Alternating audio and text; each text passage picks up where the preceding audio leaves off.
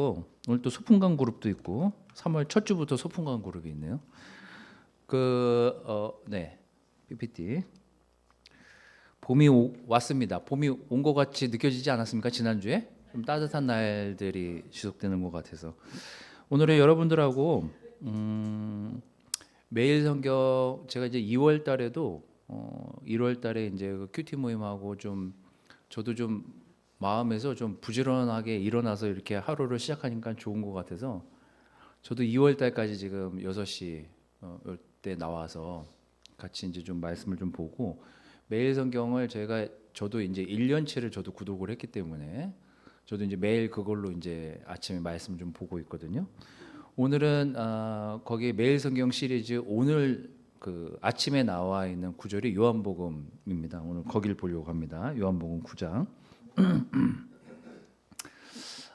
말씀을 이렇게 레귤러하게 어떤 일정한 부분을 긴 시간 이렇게 보고 있으면 새롭게 느껴지는 것들이 좀 많이 생기는 것 같아요. 오늘 이제 여러분들하고 그런 좀 얘기를 해보려고 합니다. 보게 된 사람의 고백이라고 이제 제목은 정했고,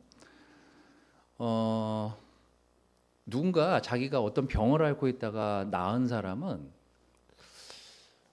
그 어떤 사람보다 감사할 수 있게 되는 것 같아요. 이거 내가 못 고칠 줄 알았는데 누군가에 의해서 고침을 받았거나 오늘 이제 그 사람에 대한 이야기입니다. 주변에 있는 많은 사람들이 이 나은 사람 한 사람을 놓고 갑론을박하지만 정작 나은 사람, 자기가 나음을 입은 사람의 입장에서는 굉장히 솔직한 이야기를 그 주변 사람들에게 하는 그런 스토리예요. 그 이야기가 오늘 우리에게 어떤 의미가 있는지에 대한 이야기를 여러분들하고 좀 해보려고 합니다. 여러분들이 혹시 이 이야기를 들어가기 전에 여러분들만이 가지고 있는 미신 같은 거 있습니까? 미신? 가령 우리가 이제 뭐 시험 보기 전날 뭐 미역국을 안 먹는다든지 뭐 이런 거 사실 근거 없는 얘기잖아요. 이게 소화도 잘 되고 그 혈액 순환에도 좋은데 미역국이 왜 시험 전날 미역국을 안 먹었을까? 뭐 이런 것들 혹시 있으세요? 어렸을 때 저는 부모님들이나 주변에 우리 부모님들 교회 다니셨는데도 이렇게 못하게 하는 것들이 있었어요. 뭐 밥에다가 젓가락 꽂지 마라. 뭐 이런 것도 있었고 그 다음에 뭐 있었죠? 뭐 손톱을 아무 데서나 깎지 말라 그런 것도 있었던 거예요. 네? 벽에 못을 박지 말라고요? 손 없는 날에? 아 그래요? 또 하여튼 이런 미신들이 이런 것들이 왜 생겨났을까를 곰곰이 생각해 보면 대부분 다 그 뭐 안전이라든지 이제 다칠까봐에 대한 것들을 어떤 뭐 그런 미신으로 뭐 밤에 이거 하지 말아라, 밤에 휘파람 불지 말아라 그 얘기도 있었던 것 같아. 밤에 왜 휘파람 불지 말라 그랬는지 모르겠어. 뱀 나온다고 맞아요. 뱀 나온다고 밤에 휘파람 불지 말아라. 그것도 있었어. 갑자기 생각이 나네. 왜 보니까 쓸데없는 것들이 되게 많았던 것 같은데 시끄러워서 조용히 하라고 그러려고 그랬나? 그래서 그랬나? 하여튼 오늘 이제 여러분들이 읽는 이 내용을 보면 이 쓰잘데기 없는 거에 대한 질문을 굉장히 많이 하는 사람들이 나오고 본질적인 거에 이 보게 된 사람이 뭘 얘기하려고 하는지에 대한 거는 집중을 못하는 그런 대화입니다. 우리가 너무 잘 아는 내용이지만 한번 좀 읽어보도록 하겠습니다. 오늘 여러분들의 시력 측정을 하기 위해서 그런 게 아니라 이게 2장으로 줄이려니까 글자를 줄일 수밖에 없어요. 그래서 다 보이실란가는 모르겠습니다. 저는 여기까지는 보이거든요. 지금 여기서는. 자, 한번 읽어보도록 하겠습니다. 저 화면 좀 내려주실래요? 네네. 자, 읽어보도록 하겠습니다. 자, 시작. 예수께서 가시다가 날 때부터 눈먼 사람을 보셨다. 제자들이 예수께 물었다. 선생님, 이 사람이 눈먼 사람으로 태어난 것이 누구의 죄 때문입니까? 이 사람의 죄입니까? 부모의 죄입니까? 예수께서 대답하셨다. 이 사람이 죄를 지은 것도 아니요. 그가 부모가 죄를 지은 것도 아니다. 하나님께서 하시는 일들을 그에게 드러내시려는 것이다. 우리는 나를 보내신 분의 일을 낮 동안에 해야 한다. 아무도 일할 수 없는 밤이 곧 온다. 동안 나는 세상의 빛이다. 그것으로 진흙을 개어 그의 눈에 바르시고 그에게 실로암 못으로 가서 씻으라고 말씀하셨다. 실로암은 번역하면 보냄을 받았다는 뜻이다. 그 눈먼 사람이 가서 씻고 눈이 밝아져서 돌아갔다. 이웃 사람들과 그가 전에 거지인 것을 보아온 사람들이 말하기를 이 사람은 앉아서 구걸하던 사람이 아니냐 하였다. 다른 사람들 가운데는 이 사람이 그 사람이다 하고 말하는 사람도 더러 있었고 또 더러는 그가 아니라 그와 비슷한 사람이다 하고 말하기도 하였다. 그런데 눈을 뜨게 된 그 사람은 그 사람이요 하고 말하였다. 사람들이 그에게 물었다. 그러면 어떻게 눈을 뜨게 되었소? 그가 대답하였다. 예수라는 사람이 진흙을 개어 내 눈에 바르고 나더러 실로암에 가서 씻으라고 하였어. 그래서 내가 가서 씻었더니 보게 되었소. 사람들이 눈을 뜨게 된 사람에게 묻기를 그 사람이 어디에 있소 하니 그는 모르겠소 하고 대답하였다. 예수님이 눈먼 사람의 눈을 뜨게 하고 그 자리를 바로 뜨신 것 같아요. 이 눈을 뜬 사람도 예수님을 찾고 있었고 또 이 환자를 고쳐준 그분은 어디 갔는지 모르겠지만 그 주변에 있는 사람들이 이 사람의 눈을 고쳐준 사람을 또 찾고 있습니다. 오늘 이 이야기는 우리에게 오늘 이 땅을 살면서 우리가 어떤 것에 더 초점을 둬야 되나라는 생각을 좀 해볼 수 있는 되게 중요한 내용이라는 생각이 들었습니다. 이 사람들이 집중하고 있는 것들이 있죠. 눈뜬 사람의 주변에 있는 사람들이 집중하고 있는 그것이 있습니다. 그것이 뭐냐면 누구 때문이냐? 누구한테 이 사람이 눈을 멀게 한 이유가 무엇이냐를 질문을 하거든요. 사람들이 모여서 이렇게 질문합니다. 이 사람의 눈먼 사람으로 태어난 것이 누구의 죄 때문이냐? 이 사람의 죄입니까? 부모의 죄입니까? 이렇게 질문합니다. 옛날 유대 사회에서 제가 아까 여러분들한테 미리 알려드렸다시피 미신 같은 게 있었어요. 근데 그 당시에는 장애가 있으면 누구의 죄로부터 그 장애가 생긴 줄 믿고 알았대요. 특별히 부모의 죄가 있으면 자식이 장애를 가지고 태어난다라고 믿었다는 거예요. 그래서 누군가가 아프거나 누군가가 병이 들거나 누군가가 장애가 생기면 이것이 분명히 이 사람이 무슨 죄를 저질러서 그런다라고 사람들은 생각을 했대요. 그리고 그 사람이 아니면 이 사람한테 물어봤는데 난 죄가 없어 라고 얘기했을 때는 부모나 자기 가족들의 어떤 죄가 있어서 이 사람이 이렇게 된 거 아니냐라는 그런 이야기들을 많이 했다고 하더라고요. 근데 이게 그때 이야기뿐만이 아니라 요즘도 그런 현상들이 있거든요. 얘가 아픈 게 부모 입장에서는 내가 뭘 잘못했나? 우리 그런 탓을 우리한테 스스로 돌리기도 하고 또 누군가 아플 때 누군가 장애가 생겼을 때 우리가 그 집안을 보면서 누가 문제 있어서 애가 저렇게 된 거 아니야? 이렇게 그냥 쉽게 내뱉거든요.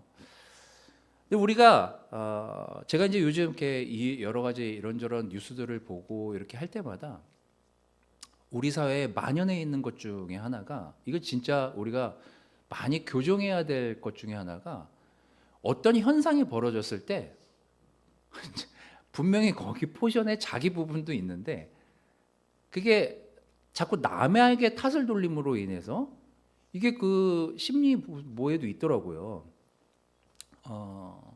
자기를 보호하기 위해서 남을 탓함으로써 자기를 좀 더 안정감 있게 만들려는 그게 이제 뭐 심리학 용어가 있길래 제가 이제 찾아와 봤습니다.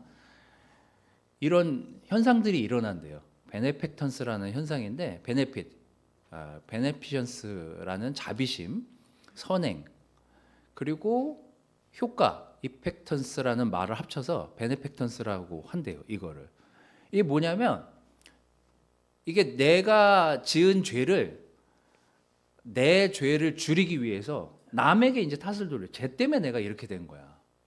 저런 문제들이 있었던 거는 저 사람들이 일을 잘못 처리해가지고 내가 여기 팀에 이게 들어와가지고 나까지 망하게 된 거야. 이름으로써 이제 자기를 보호하게 되는 현상들을 자주 겪는다고 하더라고요. 이제 직장에서도 겪게 되고 가족들 내에서도 겪게 되고 또 뭐 같이 일하는 사람들 안에서 흔히 일어나고 있는 일들 중에 하나입니다. 지금 이 눈을 뜬 이 분과 그 주변에 있는 사람들의 대화를 얘기를 해보면 이 주변에 있는 사람들은 이 눈을 뜬 사람에게 야, 진짜 눈을 고쳐서 다행이다 이런 말보다는 누구의 죄 때문인가에 자꾸 관심을 가져요.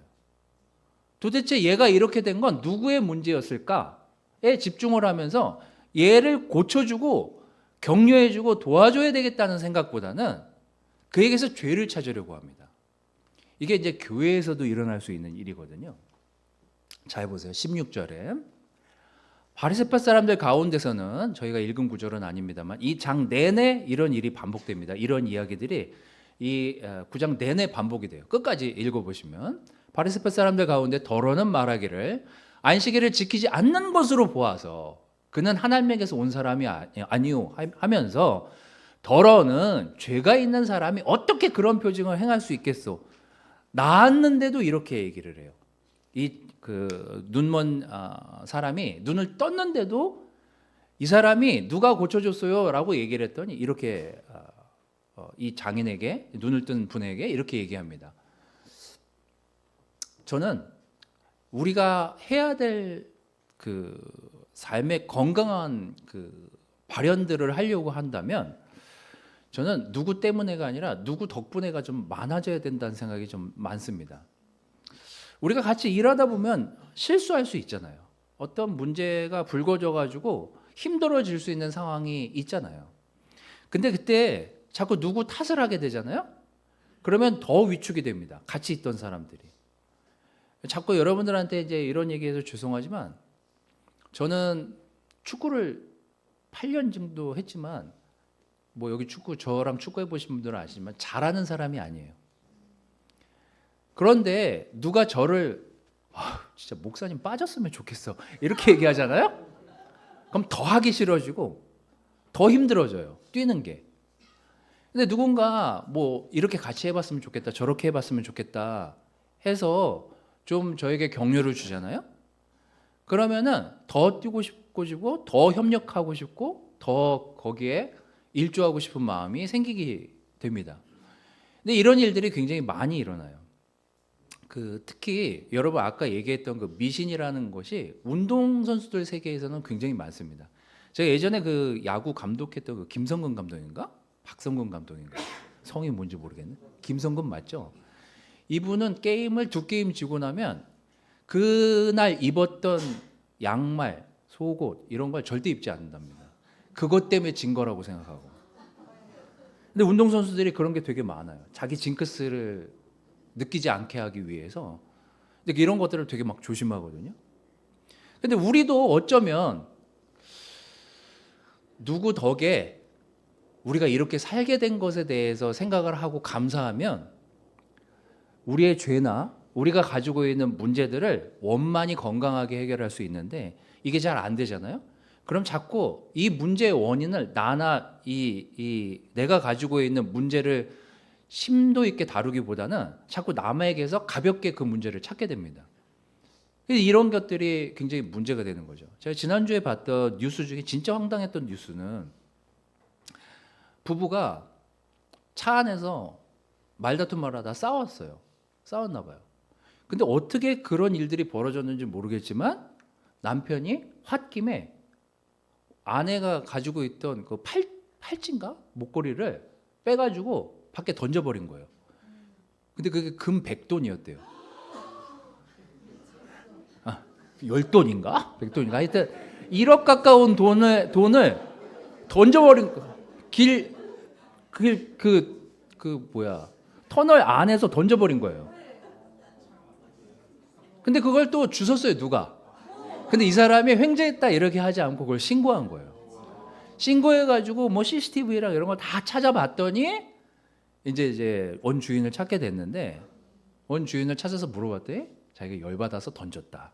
이렇게 된 거예요. 부부싸움하다 열받아서 던졌다.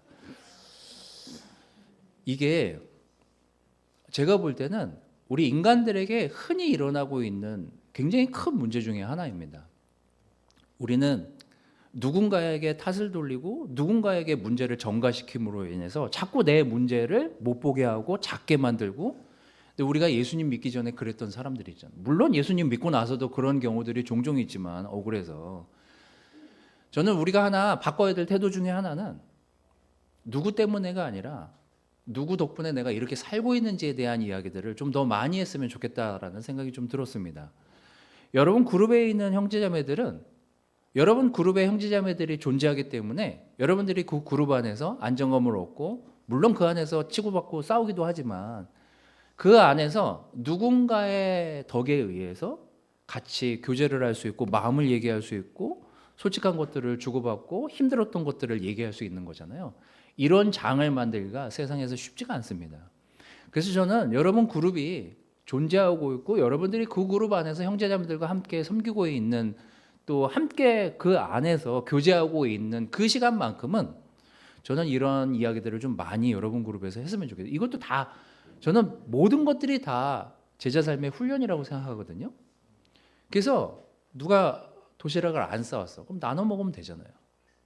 그러니까 그런 데서 너가 안 싸워서 밥이 줄잖아. 뭐 이런 얘기를 한다던가 너가 안 싸워가지고 반찬이 없잖아. 이런 탓을 하기보다는 좀 여러분 안에서 그래 같이 나눠 먹고 또 뭐 이렇게 비근한 예예요. 뭐 그런 일들이 실제 일어나지는 않겠지만 근데 그런 것들을 여러분들이 여러분 안에서 훈련하지 않으면 우리도 이 예수님이 고쳐준 사람이 말하는 거에 대한 그 말에 집중하기보다는 자꾸 문제를 외부에서 찾고 다른 사람에게 찾는데 집중하기 시작하면 정말 고맙고 좋았던 것들을 놓치고 잃어버리게 되거든요. 그래서 여러분들이 저는 누구 때문에가 아니라 누구 덕분에 우리가 이렇게 살고 있는지에 대한 생각을 더 많이 하시는 시간들이 많아졌으면 좋겠습니다. 사실 예수님 때문에 우리가 지금 여기 있는 거 아니에요? 예수님의 은혜나 예수님이 우리를 구원해 주지 않으셨으면 우리가 어떻게 이 안에서 사랑하고 사랑받는 존재로 그렇게 살아갈 수 있겠습니까? 우리 예전에 다 그랬던 사람들이잖아요. 그래서 여러분들이 누구 때문에가 아니라 누구 덕분에라는 말을 좀 더 많이 하는 여러분들이 됐으면 좋겠습니다. 또 여기 이제 자주 나오는 말 중에 누가 널 고쳐줬어? 이런 말보다 어떻게 고친 거야? 여기에 집중을 많이 해요. 이것도 몇 개 있는데 제가 이제 찾아왔습니다. 9절 10절에 보면 이런 내용이 있죠. 눈을 뜨게 된 그 사람은 내가 바로 그 사람이요 하고 아주 솔직하게 말합니다. 눈을 뜬 사람은 장애를 가지고 있다가 이걸 낳은 사람은 아주 본질적인 걸 얘기해요. 근데 그 주변에 있는 사람은 계속 똑같은 질문을 몇 번을 이 사람을 불러다가 같은 질문을 계속해요. 무슨 질문하냐면 그 사람이 누구요라는 질문보다는 어떻게 눈을 떴어? 여기에 집중해요. 9절 10절에 이렇게 나와 있죠. 14절 15절에도 또 이런 질문을 또 합니다. 예수께서 진흙을 개어 그의 눈을 뜨게 하신 날이 안식일이었어요. 근데 이 사람들은 안식일에 병을 고친 거에만 집중을 하다 보니까 바리새파 사람들이 또다시 이렇게 물어봅니다. 어떻게 보게 된 거야 당신은? 여기에 집중을 해요. 14절 15절 9장 그 뒤에 16절인데 제가 잘못 그 구절을 안 고쳤네요. 이 사람이 부모를 불러다가 이 주변에 있는 사람들이 부모를 불러다가 또 물어봐요. 이 사람이 날 때부터 눈먼 사람이었다는데 당신 아들이야? 그런데 지금은 어떻게 볼 수 있게 된 거야? 누가 고쳐줬는지에 대한 질문을 하지 않아요. 어떻게 눈을 뜨게 됐어? 어떻게 이 가난했고 그지같이 살던 애가 어떻게 이렇게 눈을 뜨고 사람들을 보고 확인하게 된 거야? 자꾸 이 질문을 합니다. 9장 35절 36절 이 장애를 가졌던 분이 눈을 뜨게 되면서 예수님도 두 번이나 불려가고 부모까지 불려가가지고 도대체 어떻게 이 사람이 눈을 뜨게 된 거야 라고 집중하고 있었던 그 사람들을 다 떠나보내고 예수님이 나중에 이 사람을 다시 찾아옵니다. 그리고 이 눈을 뜬 사람에게 이렇게 질문해요. 바리새파 사람들이 그 사람을 내쫓았다는 말을 예수께서 들으시고 그를 만나서 물으셨다. 내가 인자를 믿느냐? 라고 했더니 그 눈을 뜬 사람이 바로 이렇게 물어봐요. 선생님, 그분이 누구십니까? 그분이. 나를 낫게 해준 분이 누굽니까? 이러고 질문해요. 사실 이게 우리가 해야 될 질문이거든요. 우리를 낫게 해준 분이 누구입니까? 에 집중을 해야지. 어떻게 낫게 됐는지에 집중하잖아요. 그러면 예수님을 보질 못해요. 근데 우리가 이것도 흔히 저지르는 실수들 중에 하나입니다. 제가 그 캠퍼스 형제들이랑 영피 형제들 자매들 이렇게 만날 때마다 율법에 대한 이야기들을 많이 하지만, 여러분 율법을 1계명부터 10계명까지 다 못 외운다 하더라도 우리가 율법이 주는 의미를 잘 이해해야 합니다. 여러분 한번 생각해 보십시오. 우리는 여기서 누가 나한테 뭐라 해도, 누가 나한테 100번을 그거를 죄를 지으라고 해도 죄를 짓지 않는 단단함이 있는 그런 율법을 잘 지키는 몇 가지 것들이 있어요. 근데 그건 사람마다 다 틀립니다. 어떤 사람은 음행에 강해요. 어떤 사람은 음행에 약합니다. 그래서 어떤 사람에게 간음하지 말라라는 그 계명을 지키라고 하는 것이 어떤 사람에게는 그것이 별 문제가 아니에요. 왜냐면 나는 간음하고는 전혀 뭐 상관이 없는, 괜찮아 그런 거는. 그건 뭐 율법, 그건 율법 이전에 그냥 내가 그냥 어려서부터 지켰던 거야. 지킬 수 있어요. 근데 저는 남보다 슬쩍슬쩍 도둑질 하는 거에는 이거는 죄성이 있는 사람이에요. 그래서 이거 지키기가 어려워. 근데 이런 사람한테 이게 강한 사람이 간음 약한 사람한테 와가지고, 야 나는 이렇게 잘 지키는데 너는 왜 이걸 안 지켜? 이렇게 하려고 그 율법이 주어진 게 아니거든요. 우리는 약한 것들이 있어요. 근데 약한 것들을 도움을 받으면서 제자 삶을 살기 위해서 우리가 지금 힘써 애써 이제 우리가 계명을 지키고 율법을 지키려고 하는데, 그 율법이 자기 보호막, 자기가 강한 것으로 사용되어지잖아요. 그러면 그게 뭐예요? 자만하게 되고 이기적인 게 되고, 나는 지키는데 왜 넌 못 지켜? 이렇게 된다니까요. 이 율법학자들이나 바리새파 사람들이 가지고 있던 생각에서의 문제는 뭐냐면요, 예수님이 우리를 어떻게 고쳐주셨고 그분이 어떤 분인지, 그분이 빛이 되신 예수님, 하나님의 아들이라는 것에 집중했으면 이 죄에 대해서나 누가 널 고쳐준 거야 라는 거에 더 관심을 가졌을 텐데 그거에 관심이 없어요.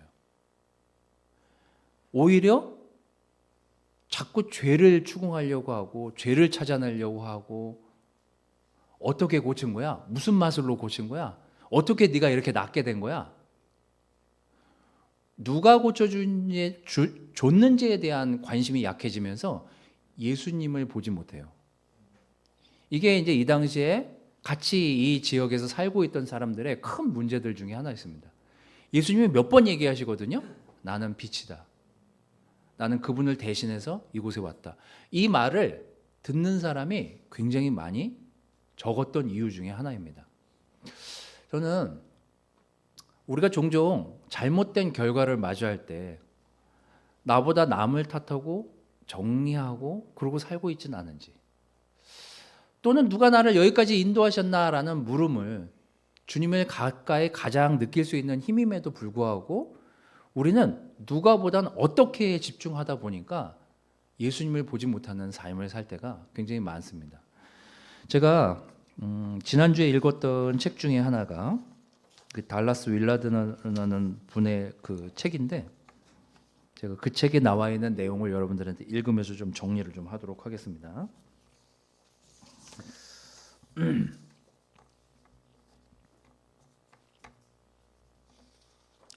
이분이 믿음에 대한 이야기를 하면서 이렇게 기록을 했어요. 하나님을 믿는 사람들의 마음이야말로 하나님이 인간을 관찰하시고 상대하시는 곳이다. 그분은 겉모습에 관심이 없다. 그분은 마음에 반응하신다. 무엇보다 마음이 곧 내 정체, 내가 선택한 참 나인 까닭이다. 하나님이 우리에게 원하시는 것은 마음에서만 나올 수 있다. 그분은 우리가 우리의 중추임을 존중하시며 우리 의지를 짓밟지 않으신다. 그분은 우리를 위해 우리 안에 경건한 성품을 찾으신다. 뜻하신 바 우리의 영원한 숙명을 이루시기 위함이다. 하나님은 당신을 향한 인간의 마음에 아주 미세한 움직임에도 민감하시다. 성경과 삶이 공히 증거하는 바이다. 우리는 그렇게 예수님을 믿고 따라왔다. 로마서 10장 20절 21절 이사야는 매우 담대하게 이렇게 말씀을 전하였습니다. 나를 찾지 않는 사람들을 내가 만나주고 나를 구하지 않는 사람들에게 내가 나타났다. 또한 이사야는 하나님께서 이스라엘을 보고 복종하지 않고 거역하는 백성에게 나는 온종일 내 손을 내밀었다 하신 말씀을 선포하였습니다. 너무 우리에게 와 닿는 내용이지 않습니까? 하나님이 당신을 찾지 않는데도 우리를 찾아오셨대요. 또 당신께 구하지 않는데도 그 구함을 찾으려고 하는 사람들에게 만나러 우리에게 직접 찾아오셨답니다. 그래서 우리가 예수님 만난 거 아니에요? 우리가 죄 가운데 살고 아무 의미 없는 삶을 살다가 예수님을 만나서 이렇게 사는 것이 나에게 진정한 평화가 찾아오는 길이었구나. 나에게 있어서 예수님이 왔다는 건 내 삶의 많은 것들이 혼란스러웠을 때 나에게 길이 되는 것을 보여주고 알게 해주시기 위해서 예수님이 이 땅에 오셨구나. 우리가 그렇게 고백하고 제자된 거 아닙니까? 저는 우리가 이 장애를 겪다가 나은 저는 이분의 고백에 집중해야 된다는 생각이 들었습니다. 이분이 고백한 건 두 가지예요.